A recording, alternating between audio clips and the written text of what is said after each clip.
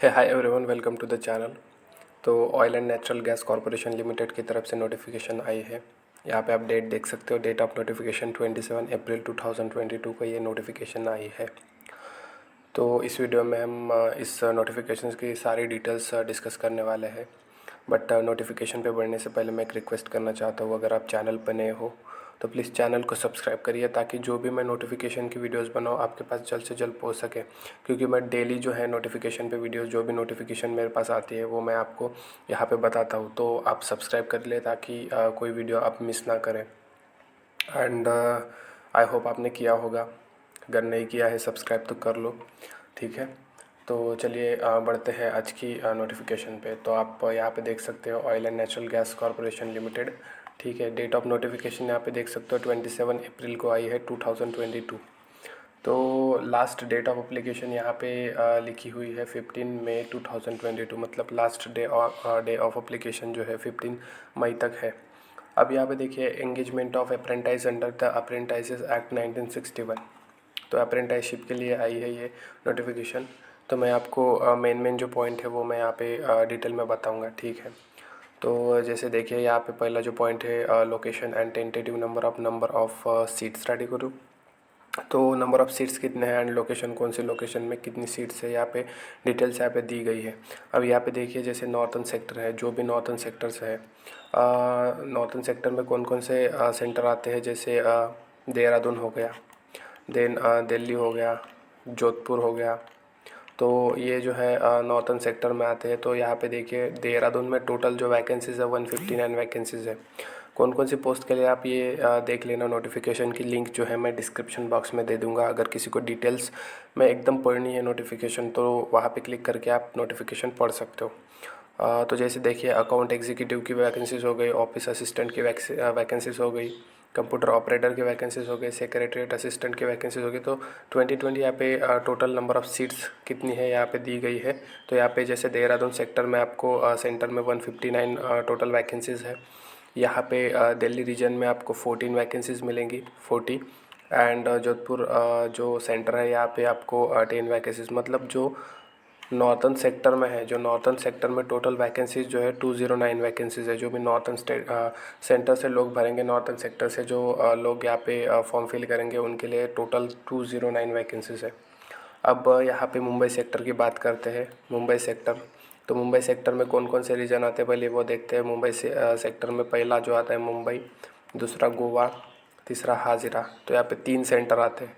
तो 3 सेंटर में यहाँ पे मुंबई में टोटल जो वैकेंसीज़ है 200 वैकेंसीज़ है। यहाँ पे गोवा में टोटल 15 वैकेंसीज़ एंड हाजिरा में यहाँ पे टोटल 74 वैकेंसीज़। मतलब जो मुंबई सेक्टर की टोटल वैकेंसीज़ यहाँ पे होते हैं 305 वैकेंसीज़ होती है।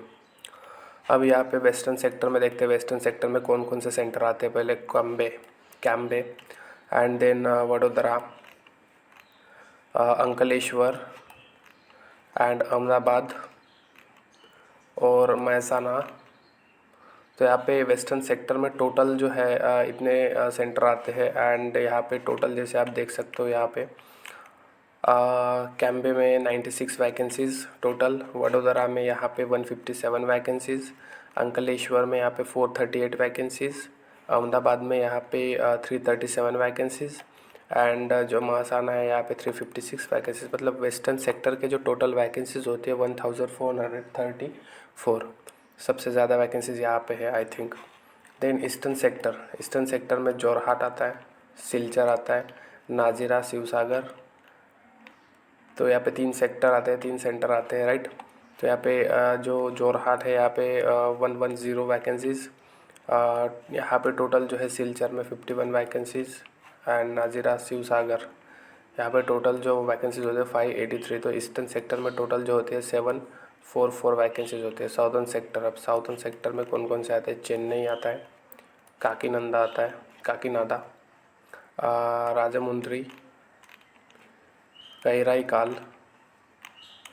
तो इतने सेंटर यहाँ पे आते हैं साउदर्न सेक्टर में। तो साउदर्न सेक्टर में चेन्नई में 50 वैकेंसीज टोटल, काकीनाडा में 58, देन राजामुंद्री यहाँ पे टोटल जो है 353, काल 233।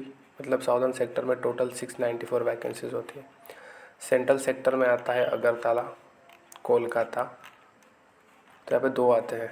तो यहाँ पे अगरतला में 178 वैकेंसीज़, कोलकाता में 50 वैकेंसीज़, मतलब सेंट्रल सेक्टर टोटल होते हैं यहाँ पे 228 वैकेंसीज़। तो ये सारे वैकेंसीज़ की डिटेल थी। अब यहाँ पे एज क्राइटेरिया, दूसरा एज क्राइटेरिया क्या है, मिनिमम जो है 18 ईयर्स एज होना ज़रूरी है एंड मैक्सिमम 24 ईयर, मतलब 24 ईयर से ज़्यादा नहीं होना कैंडिडेट एंड 18 ईयर से कम नहीं होना। रिलैक्सेशन तो मिलेगा एज़ पर आप कास्ट, आपकी क्या कास्ट क्या आती है। तो upper age relax by 5 years for SC/ST candidate, 5 years का SC/ST कैंडिडेट को मिलेगा, 3 ईयर का OBC कैंडिडेट्स को मिलेगा। यहाँ पे PWBD कैटेगरीज को 10 ईयर्स का रिलैक्सेशन मिलेगा एंड अप टू 15 ईयर्स का मिल सकता है नॉन क्रिमिनल कैंडिडेट्स, ठीक है। देन यहाँ पे आता है तीसरा point, qualification and eligibility criteria. अब क्वालिफिकेशन पोस्ट के हिसाब से अलग अलग है, तो यहाँ पे डिटेल्स में देखेंगे हम। तो आप यहाँ पे पहला देख सकते हो अकाउंट एग्जीक्यूटिव। अकाउंट एग्जीक्यूटिव के लिए क्वालिफिकेशन रिक्वायरमेंट क्या है, तो यहाँ पे अकाउंट एग्जीक्यूटिव के लिए आपको बैचलर डिग्री होना ज़रूरी है, मतलब graduation in commerce, BCom from government agriculture institute, तो मतलब BCom होना ज़रूरी है, कॉमर्स में होना आपका ग्रेजुएशन ज़रूरी है। सेकंड, ऑफिस असिस्टेंट के लिए bachelor degree graduation in BA और BBA from government agriculture institute. तो ऑफिस असिस्टेंट के लिए आपकी डिग्री होनी चाहिए BA में या BBA में। Then third, secretarial assistant, ITI चाहिए in trade, stenography English and secretarial practice. Fourth, computer operator and programming assistant के लिए ITI in COPA trade. Then draughtsman civil, ITI in draughtsman civil trade. Electrician के लिए ITI in electrician trade. Electronics mechanic, ITI in electronics mechanic. Then fitter के लिए ITI in fitter. Instrument mechanic के लिए ITI in instrument mechanic. Information and communication technology system maintenance, ITI in ICT/SM। अब laboratory assistant के लिए क्या है, BSc with PCM और PCB। अगर आप BSc कंप्लीट हो विथ सब्जेक्ट PCM और PCB, आप फिल कर सकते हो ITI in lab assistant chemical plant trade. Machinist के लिए ITI इन मैकेनिस्ट ट्रेड होना चाहिए। मैकेनिक मोटर व्हीकल के लिए ITI in mechanic motor vehicle. Then medical laboratory technician के लिए ITI in medical laboratory technician. Then medical laboratory technician के लिए ITI in medical laboratory technician, ठीक है। रेडियोलॉजी के लिए मेडिकल लेबोरेटरी टेक्नीशियन रेडियोलॉजी में होना ज़रूरी है। Refrigeration and air conditioning mechanic के लिए ITI in refrigeration and air conditioning mechanic trade. Surveyor के लिए ITI in surveyor trade and welder के लिए ITI in trade of welder, ठीक है। अब यहाँ पे civil, computer science, electronics and telecommunication, electrical, electronics, instrumentation and mechanical के लिए डिप्लोमा होना जरूरी है in the respective discipline of engineering from a government recognised institute. तो इंजीनियरिंग का डिप्लोमा होना ज़रूरी है यहाँ पे। तो यहाँ पे जो ऊपर के 2 पोस्ट हैं, account executive and office assistant के लिए बैचलर डिग्री चाहिए एंड यहाँ पे बाकी जो है ITI स्पेशलाइज्ड आपको डिग्री चाहिए। यहाँ पे नोट लिखी हुई है, please apply only one if you have this essential minimum qualification fulfilling all the parameters, qualification acquired through distance learning shall be accepted provided they have been recognised. तो यहाँ पे इन्होंने बोला है कि आप एक ही सेक्टर के लिए, एक ही पोस्ट के लिए भर सकते हो फॉर्म, एक से ज़्यादा आप नहीं भर सकते। अब आपको स्टाइपेंड कितना मिलेगा, the apprentices are eligible for monthly stipend as per apprentice act during their period of engagement. जब आपका पीरियड ऑफ एंगेजमेंट रहेगा तब आपको स्टाइपेंड दिया जाएगा। तो जो भी ग्रेजुएट अप्रेंटाइज होगा, जो BA है, BCom है, BSc है, BBA ग्रेजुएट है, उनको स्टाइपेंड मिलेगा 9,000 पर मंथ। जो ट्रेड अप्रेंटाइजेस है 1 ईयर का ITI जिन्होंने कंप्लीट किया है उनको 7,700 मिलेगा। जो 2 ईयर का ITI कंप्लीट किया है उनको 8,050 रुपीज़ मिलेंगे। एंड डिप्लोमा अप्रेंटाइजेस जो डिप्लोमा होल्डर है उनको 8,000 स्टाइपेंड दिया जाएगा। Trainee is not eligible for any TADA, तो उनको TADA कोई नहीं मिलेगा। And boarding lodging expenses during period of training, ठीक है। इनका during ONGC will not provide financial assistance toward transportation, तो ट्रांसपोर्टेशन का भी आपका पैसा कोई प्रोवाइड नहीं किया जाएगा।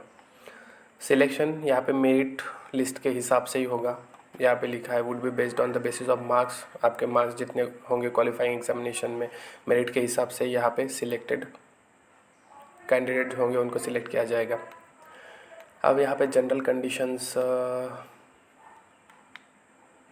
यहाँ पे तो ऐसा कोई मेन पॉइंट यहाँ पे लिखा नहीं है apprentices during the completion of candidate apply trade. हाँ, अब यहाँ पे देखिए, candidate can apply for one trade code only, candidate applying for more than one trade code. अगर आप वन से ज़्यादा भरते हो तो वो एक्सेप्ट नहीं किया जाएगा। यहाँ पे साफ साफ लिखा है, तो आप वन सेक्टर में एक ही पोस्ट के लिए अप्लाई कर सकते हो। देन रिक्रूटमेंट बिफोर फिलिंग, तो अगर आपको ऑनलाइन एप्लीकेशन फॉर्म भरना है तो यहाँ पे लिंक दी गई है, इस लिंक पे आपको ऑनलाइन एप्लीकेशन फॉर्म फिल करना होगा। आई थिंक इस पर मैंने वीडियो बनाया है, अगर आपने नहीं देखा है तो देख लेना। उसकी लिंक जो है मैं नोटिफिकेशन मतलब जो लिंक है मैं डिस्क्रिप्शन बॉक्स में दे दूँगा। After successful registration with the above agencies registration number will be generated. आपका रजिस्ट्रेशन नंबर जनरेट हो जाएगा जब आप रजिस्टर करोगे, एंड देन आपको वहाँ पे लॉगिन करके आपको अप्लाई करना होगा। हाउ टू अप्लाई यहाँ पे दिया है, कैसे अप्लाई करना है। ONGC apprentices selection and joining क्या है यहाँ पे, selected candidate will be intimated through the registered mail ID। उनको मेल ID पे बताया जाएगा। And document verification of the original document done prior joining, जब आपका हो जाएगा तब आपकी डॉक्यूमेंट वेरिफिकेशन हो जाएंगी। ठीक है, इम्पॉर्टेंट डेट यहाँ पे देख लीजिए। इशू ऑफ एडवर्टाइजमेंट, तो ये 27 अप्रैल को आई थी नोटिफिकेशन। इसको ओपनिंग कब हो रही है ऑनलाइन एप्लीकेशन की, तो ये 27 अप्रैल से ही स्टार्ट हो गई है। एंड लास्ट डेट जो है 15 मई है। And result ready date of result selection 23 मई को आपका रिज़ल्ट आ जाएगा। ठीक है, ये वर्क सेंटर है। एंड ये कोई काम का नहीं है। तो यही थी कंप्लीट नोटिफिकेशन। तो आई होप आपको नोटिफिकेशन समझ गई होगी, किस तरह से फिल करना है वो आप देख लेना। अगर मेरे को टाइम मिला तो मैं नेक्स्ट वीडियो बनाऊंगा इसको कैसे अप्लाई करना है। तो आई होप आपको नोटिफिकेशन पसंद आई होगी। अगर पसंद आए तो प्लीज़ चैनल को सब्सक्राइब करिएगा, एंड जो बेल आइकन है उसको प्रेस करिएगा, ताकि जो भी मैं नोटिफिकेशन की वीडियोस बनाऊँ, क्योंकि मैं रोज़ बनाता रहता हूँ, जो भी नोटिफिकेशन मेरे पास आती है उन पे मैं वीडियोस बनाता हूँ। तो सब्सक्राइब कर लेना एंड बेल आइकन को प्रेस कर लेना। ठीक है, and thank you for watching.